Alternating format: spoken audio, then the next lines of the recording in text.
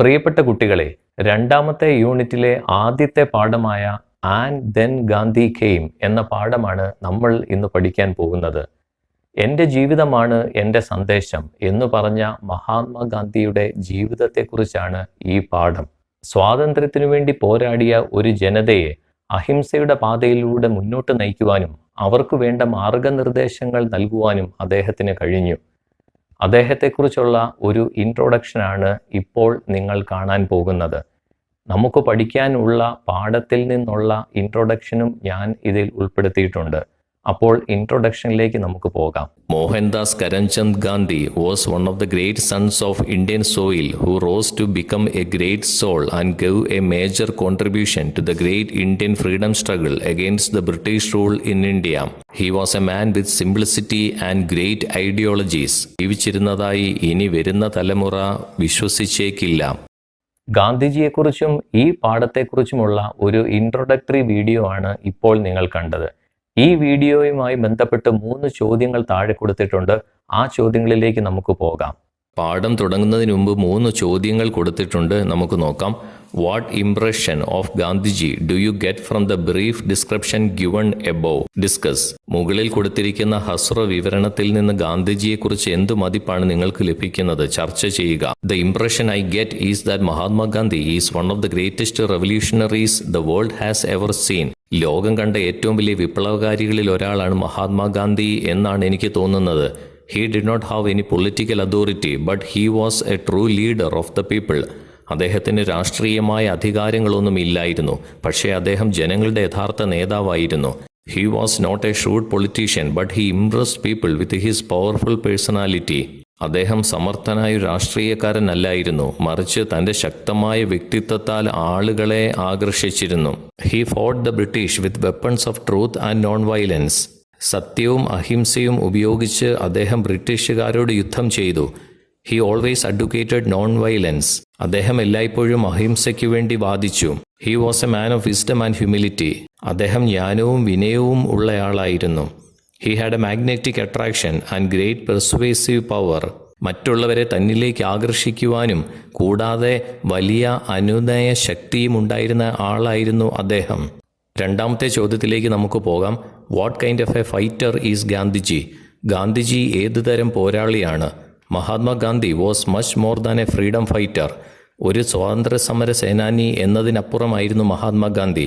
He fought the British with weapons of truth and non violence. സത്യവും അഹിംസയും ഉപയോഗിച്ച് അദ്ദേഹം ബ്രിട്ടീഷുകാരോട് യുദ്ധം ചെയ്തു. He would never give up fearing defeat. തോൽവി ഭയന്ന് അദ്ദേഹം ഒരിക്കലും ഉപേക്ഷ വിചാരിക്കില്ല. മൂന്നാമത്തെ ചോദ്യത്തിലേക്ക് പോകാം. One must practice what one preaches. How far is the statement true of Mahatma Gandhi? ഒരാൾ പ്രസംഗിക്കുന്നത് പരിശീലിക്കണം. മഹാത്മാഗാന്ധിയുടെ പ്രസ്താവന എത്രത്തോളം ശരിയാണ്?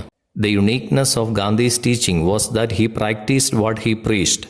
ഗാന്ധിയുടെ അനുശാസനകളുടെ പ്രത്യേകത അദ്ദേഹം പ്രസംഗിച്ച കാര്യങ്ങൾ ആചരിച്ചു എന്നതാണ്. He strongly believed that deeds must be an execution of words. പ്രവൃത്തികൾ വാക്കുകളുടെ നിർവഹണമായിരിക്കണം എന്ന് അദ്ദേഹം ശക്തമായി വിശ്വസിച്ചു. Empty words never came out of his mouth. അർത്ഥമില്ലാത്ത വാക്കുകൾ അദ്ദേഹത്തിൻ്റെ വായിൽ നിന്ന് ഒരിക്കലും പുറത്തു വന്നിട്ടില്ല. If he said something, people could be sure that he would do it. അദ്ദേഹം എന്തെങ്കിലും പറഞ്ഞാൽ അത് ചെയ്യുമെന്ന് ആളുകൾക്ക് ഉറപ്പുണ്ടാകും. He even gave up his life to practice what he preached. താൻ പ്രസംഗിച്ച കാര്യങ്ങൾ പരിശീലിപ്പിക്കാൻ വേണ്ടി അവൻ തൻ്റെ ജീവിതം ഉപേക്ഷിച്ചു. പ്രിയപ്പെട്ട കുട്ടികളെ, നമുക്ക് ആൻഡ് ദെൻ ഗാന്ധി കെയിം എന്ന പാഠം പഠിക്കുവാൻ വേണ്ടി പോകാം. എല്ലാവരും ശ്രദ്ധിച്ച് പഠിക്കുമല്ലോ. അപ്പോൾ പാഠത്തിലേക്ക് നമുക്ക് പോകാം. പുസ്തകത്തിലേക്ക് നമുക്ക് പോകാം. Read and reflect. Jawaharlal Nehru writes about the timely arrival of Gandhiji to Indian politics when the country was in dire need of such a leadership. രാജ്യത്തിന് വലിയൊരു നേതൃത്വം ആവശ്യമുണ്ടായിരുന്ന സമയത്ത് ഇന്ത്യൻ രാഷ്ട്രീയത്തിലേക്കുള്ള ഗാന്ധിജിയുടെ സമയോചിത വരവിനെക്കുറിച്ച് ജവഹർലാൽ നെഹ്റു എഴുതുന്നു. Gandhiji was like a beam of light that removed the darkness. ഇരുട്ട് നീക്കം ചെയ്ത പ്രകാശകിരണം പോലെയായിരുന്നു Gandhiji. Jawaharlal Nehru makes a right assessment of Gandhiji in his Discovery of India. Jawaharlal നെഹ്റുവിൻ്റെ ഡിസ്കവറി ഓഫ് ഇന്ത്യയിൽ ഗാന്ധിജിയെ അദ്ദേഹം ശരിയായ രീതിയിൽ വിലയിരുത്തുന്നു. Read the except.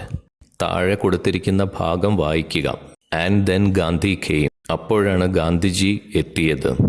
World War First ended at last, and the peace, instead of bringing us relief and progress, brought us repressive legislation and martial law in the Punjab. ഒന്നാം ലോകമഹായുദ്ധം അവസാനിച്ചു.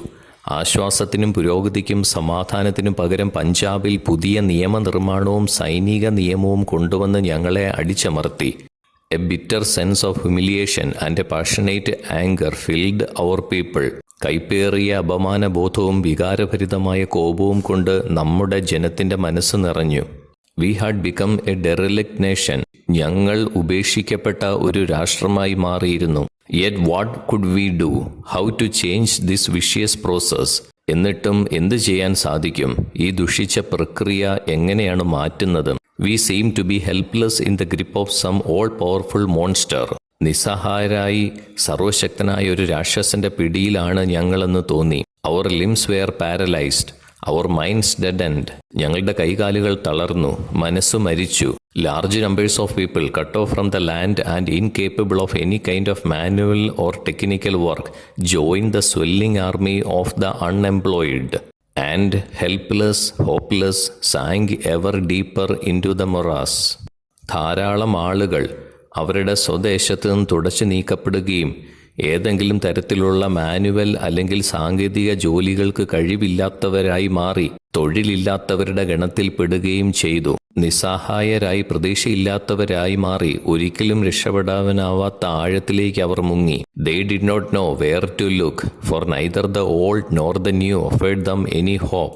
എവിടേക്കാണ് ആശ്രയത്തിനായി നോക്കേണ്ടതെന്നോ അതുകൂടാതെ ആരോടാണ് ചോദിക്കേണ്ടതെന്നോ അവർക്കറിയില്ലായിരുന്നു. പ്രായമായവർക്കും ചെറുപ്പക്കാർക്കും ആർക്കും ഒരു ഉത്തരവും നൽകാനായില്ല. പുതിയ വാക്കുകൾ നമുക്ക് പഠിക്കാം. റിപ്രസീവ് ലെജിസ്ലേഷൻ, അടിച്ചമർത്തുന്ന നിയമനിർമ്മാണം. മാർഷ്യൽ ലോ, സൈനിക നിയമം. ഹ്യൂമിലിയേഷൻ, മാനഹാനി. ഇവിടെ പഞ്ചാബ് എന്നുദ്ദേശിക്കുന്നത് comprising areas of eastern Pakistan and northern India. കിഴക്കൻ പാകിസ്ഥാനിലെയും ഉത്തരേന്ത്യയിലെയും കുറച്ച് പ്രദേശങ്ങൾ ഉൾപ്പെടുന്നതാണ് പഞ്ചാബ് ആ സമയത്ത്. പാഷനേറ്റ് ആങ്കർ, വികാരധീനമായ കോപം. ഡെറലക്ട് നേഷൻ, ഉപേക്ഷിക്കപ്പെട്ട രാഷ്ട്രം. വിഷ്യസ് പ്രോസസ്, ദുഷിച്ച പ്രക്രിയ. ഓൾ പവർഫുൾ മോൺസ്റ്റർ, സർവശക്തനായ രാക്ഷസൻ. Swelling army of the unemployed, തൊഴിലില്ലാത്തവരുടെ പെരുകുന്ന സൈന്യം. മൊറാസ്, ചതുപ്പുനിലം. ചോദ്യങ്ങൾ ചോദിച്ചിട്ടുണ്ട് ഈ പാരഗ്രാഫിൽ നിന്ന് നമുക്ക് നോക്കാം. What is referred to as the all powerful monster? ശക്തനായ രാക്ഷസൻ എന്ന് എന്തിനെയാണ് വിളിക്കുന്നത്? The anger, humiliation and hopelessness felt by the Indian people after World War I was all the powerful monster and they could not escape from its grip. ഒന്നാം ലോകമഹായുദ്ധത്തിന് ശേഷം Indian ജനത അനുഭവിച്ച കോപവും അപമാനവും നിരാശയുമാണ് ശക്തനായ രാക്ഷസൻ. അവർക്കതിൻ്റെ പിടിയിൽ നിന്ന് രക്ഷപ്പെടാൻ കഴിഞ്ഞില്ല. What was the impact of the first world war? ഒന്നാം ലോകമഹായുദ്ധത്തിൻ്റെ ആഘാതം എന്തായിരുന്നു? The First World War had a terrible impact on the Indian people as they were cut off from the land and could not do any kind of manual or technical work. ഒന്നാം ലോകമഹായുദ്ധം ഒരു വിഭാഗം ജനതയെ അവരുടെ സ്വന്തം ദേശത്ത് നിന്ന് മാറ്റിയതിനാൽ ഒരു തരത്തിലുള്ള മാനുവൽ അല്ലെങ്കിൽ സാങ്കേതിക ജോലികൾ ചെയ്യാൻ സാധിക്കാതെ വന്നു. അതവരെ സാരമായി ബാധിച്ചു. This resulted in growing unemployment and poverty and the people felt helpless and hopeless. ഇത് തൊഴിലില്ലായ്മ വർദ്ധിപ്പിക്കുന്നതിനും ദാരിദ്ര്യം കൂട്ടുവാനും കാരണമായി. And the people felt helpless and hopeless. ജനങ്ങൾക്ക് നിസ്സഹായതയും നിരാശയും തോന്നി. രണ്ടാമത്തെ പാരഗ്രാഫിലേക്ക് നമുക്ക് പോകാം. What could we do? How could we pull India out of this quagmire of poverty and defeatism? നമുക്കെന്ത് ചെയ്യാൻ കഴിയും? ഈ പട്ടിണിയുടെയും തോൽവിയുടെയും ചതിക്കുഴികളിൽ നിന്ന് നമുക്ക് എങ്ങനെ ഇന്ത്യയെ പുറത്തെടുക്കുവാൻ കഴിയും? Not for a few years of excitement and agony and suspense, but for long generations, our people had offered their blood and toil, tears and sweat. കുറച്ചു വർഷങ്ങൾ മാത്രമായിരുന്നില്ല ഈ വേദനയും സസ്പെൻസും സ്വാതന്ത്ര്യത്തിനു വേണ്ടിയുള്ള ആവേശവും. വളരെ കാലമായി, തലമുറകളായി നമ്മുടെ ആളുകൾ രക്തവും അധ്വാനവും കണ്ണീരും വിയർപ്പും അർപ്പിച്ചുകൊണ്ടിരിക്കുകയാണ്. And this process had eaten its way deep into the body and soul of India, poisoning every aspect of our life. ഈ പ്രക്രിയ അതിൻ്റെ ആഴത്തിൽ വളർന്ന് ഇന്ത്യയുടെ ശരീരത്തിലേക്കും ആത്മാവിലേക്കും നമ്മുടെ ജീവിതത്തിൻ്റെ എല്ലാ വശങ്ങളിലേക്കും പടർന്ന് വിഷലിപ്തമാക്കി. പുതിയ വാക്കിലേക്ക് പോവാം. കോക്മയർ, പ്രതിസന്ധി ഘട്ടം. മൂന്നാമത്തെ പാരഗ്രാഫിലേക്ക് നമുക്ക് പോകാം. And then Gandhi came. അപ്പോഴാണ് ഗാന്ധിജി വന്നത്. He was like a powerful current of fresh air that made us stretch ourselves and take deep breaths. അവനൊരു ശക്തമായ കാറ്റ് പോലെയായിരുന്നു. ദീർഘമായ ശ്വാസമെടുക്കുവാനും കഴിവുകൾ പൂർണ്ണമായി പ്രകടിപ്പിക്കുവാനും ഉണർന്നെണീക്കുവാനും ഞങ്ങൾക്ക് സാധിച്ചു. Like a beam of light that pierced the darkness and removed the scales from our eyes. തുളച്ചു കയറുന്ന പ്രകാശകിരണം പോലെയായിരുന്നു അത്. കാഴ്ച മറയ്ക്കുന്ന ആവരണം കണ്ണിൽ നിന്ന് നീക്കം ചെയ്ത പോലെയായിരുന്നു ഞങ്ങളുടെ അനുഭവം. Like A whirlwind that upset many things. പലതും അസ്വസ്ഥമാക്കുന്ന ഒരു ചുഴലിക്കാറ്റ് പോലെയായിരുന്നു അത്. But most of all the working of people's minds. പക്ഷേ കൂടുതലായി ആൾക്കാരുടെ മനസ്സുകളിലായിരുന്നു പ്രവർത്തനങ്ങൾ നടന്നത്. He did not descend from the top. He seemed to emerge from the millions of India speaking their language. അവൻ മുകളിൽ നിന്ന് ഇറങ്ങി വരികയല്ലായിരുന്നു ചെയ്തത്. ദശലക്ഷക്കണക്കിന് ഇന്ത്യക്കാരിൽ നിന്ന് അവരുടെ ഭാഷ സംസാരിച്ചുകൊണ്ട് അവരിൽ ഒരാളായി ഉയർന്നു വന്ന വ്യക്തിയായിരുന്നു അദ്ദേഹം. പുതിയ വാക്കുകളിലേക്ക് പോകാം. കറന്റ്, പ്രവാഹം, ശക്തമായ പ്രവാഹം, സ്കെയിൽസ്, ആവരണം. ഒരു ചോദ്യം ഈ പാരഗ്രാഫിൽ നിന്ന് ചോദിച്ചിട്ടുണ്ട്, നമുക്ക് നോക്കാം. What does Nehru mean by and then Gandhi came? And then Gandhi came എന്നതുകൊണ്ട് നെഹ്റു എന്താണ് ഉദ്ദേശിച്ചത്? The Indians were in a state of darkness because of their hopelessness and they had no one to guide them. നിരാശ കാരണം ഇന്ത്യക്കാർ ഇരുട്ടിലായിരുന്നു. അവരെ നയിക്കുവാൻ ആരുമുണ്ടായിരുന്നില്ല. It was at this point that Gandhi came into their lives and gave them hope and showed a way out of the darkness. ഈ ഘട്ടത്തിലാണ് ഗാന്ധി അവരുടെ ജീവിതത്തിലേക്ക് കടന്നു വന്ന് അവർക്ക് പ്രതീക്ഷ നൽകുകയും ഇരുട്ടിൽ നിന്നൊരു വഴി കാണിക്കുകയും ചെയ്തത്. നാലാമത്തെ പാരഗ്രാഫിലേക്ക് നമുക്ക് പോകാം. Get of the bags of these പെസൻസ് and workers he told us.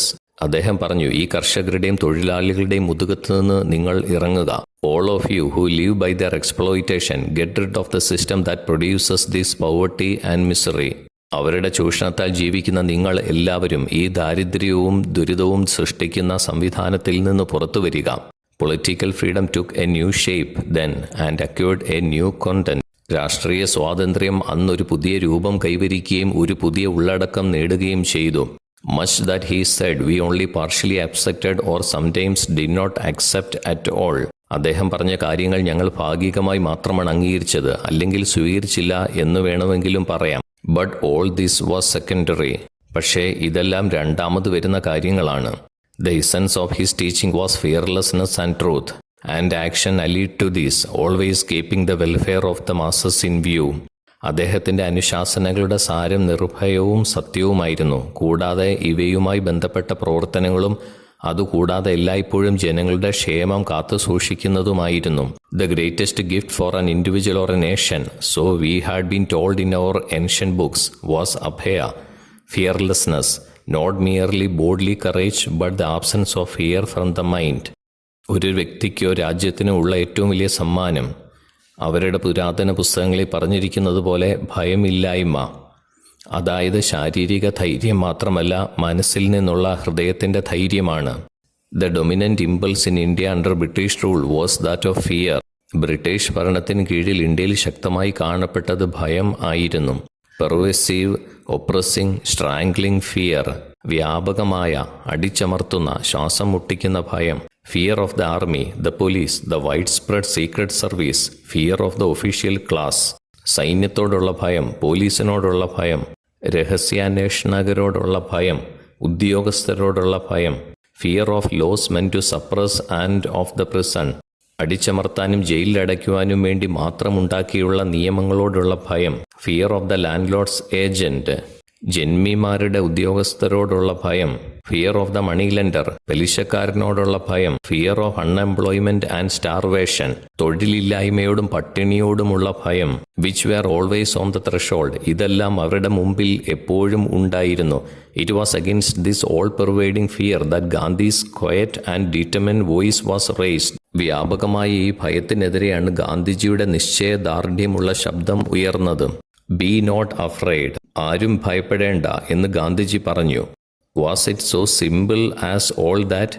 അങ്ങനെ പറഞ്ഞാൽ മാത്രം എല്ലാം അത്ര ലളിതമാകുമോ? നോട്ട് ക്വൈറ്റ്, ഒരിക്കലുമില്ല. And yet fear builds its phantoms which are more fearsome than reality itself. എന്നിട്ടും ഭയം വർദ്ധിക്കുന്നു. യാഥാർത്ഥ്യത്തെക്കാൾ ഭയാനകമായിരുന്നു അതിൻ്റെ രൂപങ്ങൾ. When calmly analyzed and its consequences willingly accepted, loses much of its terror. എന്നാൽ യാഥാർത്ഥ്യം ശാന്തമായി പരിശോധിക്കുകയും അതിൻ്റെ അനന്തരഫലങ്ങൾ വിശകലനം ചെയ്യുമ്പോൾ ഭയത്തിൻ്റെ ഭൂരിഭാഗവും നഷ്ടപ്പെടുന്നു. പുതിയ വാക്കുകളിലേക്ക് നമുക്ക് പോകാം.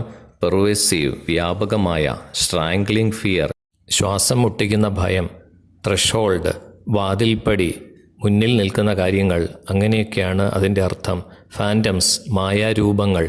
ചോദ്യങ്ങൾ ചോദിച്ചിട്ടുണ്ട്, നമുക്ക് നോക്കാം. What was the essence of Gandhiji's teaching? ഗാന്ധിജിയുടെ അധ്യാപനത്തിൻ്റെ സാരാംശം എന്തായിരുന്നു? The essence of his teaching was fearlessness and truth. നിർഭയതയും സത്യവുമായിരുന്നു അദ്ദേഹത്തിൻ്റെ പഠിപ്പിക്കലിൻ്റെ സാരം. What does the word abhaya mean? അഭയ എന്ന വാക്കിൻ്റെ അർത്ഥം എന്താണ്? Abhaya is a Sanskrit word meaning fearlessness. നിർഭയം എന്നർത്ഥമുള്ള ഒരു സംസ്കൃത പദമാണ് അഭയ. What did Gandhiji exhort the people to do? എന്താണ് ചെയ്യേണ്ടതെന്നാണ് ഗാന്ധിജി ജനങ്ങളെ ഉദ്ബോധിപ്പിച്ചത്?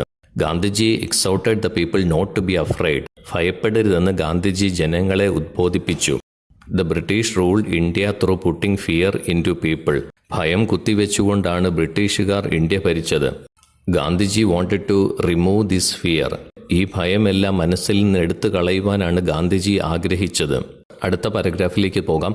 So suddenly, as it were, that black pall of fear was lifted from the people's shoulders, not wholly of course, but to an amazing degree. വളരെ പെട്ടെന്ന് തന്നെ അവർ ഇത്രയും നാൾ വഹിച്ചിരുന്ന കറുത്ത ഭീതിയുള്ള ഭയത്തിൻ്റെ പുതപ്പ് ഗാന്ധിജി എടുത്തു കളഞ്ഞു. മുഴുവനായി മാറ്റാൻ സാധിച്ചില്ലെങ്കിലും അതിശയകരമായ മാറ്റമുണ്ടായി.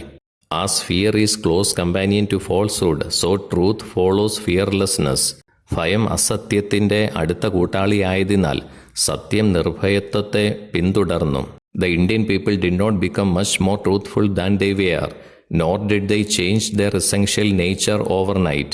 ഇന്ത്യൻ ജനത മുമ്പത്തേക്കാൾ കൂടുതൽ സത്യസന്ധരായി തീരുകയോ ഒറ്റ രാത്രി കൊണ്ട് അവരുടെ അടിസ്ഥാനപരമായ സ്വഭാവം മാറുകയോ ചെയ്തില്ല. Nevertheless, a sea change was visible as the need for falsehood and furtive behavior lessened. എങ്കിലും വലിയൊരു മാറ്റം സംഭവിച്ചു. അസത്യത്തിന്റെ വഴികളും തെറ്റായ പെരുമാറ്റ രീതികളും ധാരാളമായി കുറഞ്ഞു. It was a psychological change, almost as if some expert in psychoanalytical methods had probed deep into the patient's past, found out the origins of his complexes, exposed them to his view, and thus rid of him of that burden. ഒരു വിദഗ്ധൻ psycho analytical രീതികളിലൂടെ രോഗിയുടെ ഭൂതകാലം ആഴത്തിൽ അന്വേഷിച്ചു അവൻ്റെ അപകർഷതാ ബോധങ്ങളെല്ലാം കണ്ടുപിടിച്ചു പുറത്തെടുത്ത് അവനെ അതെല്ലാം മനസ്സിലാക്കി അവനെ അതിൽ നിന്നെല്ലാം പുറത്തു കടത്തുന്നത് പോലെയായിരുന്നു ഗാന്ധിജിയുടെ ചെയ്തികൾ. ഒരു ചോദ്യം ഈ പാരഗ്രാഫിൽ നിന്ന് ചോദിച്ചിട്ടുണ്ട്, നമുക്ക് നോക്കാം. What did Gandhiji do to remove fear from the minds of the people? ജനങ്ങളുടെ മനസ്സിൽ നിന്നും ഭയം നീക്കം ചെയ്യുവാൻ ഗാന്ധിജി എന്താണ് ചെയ്തത്? He told the people not to be afraid.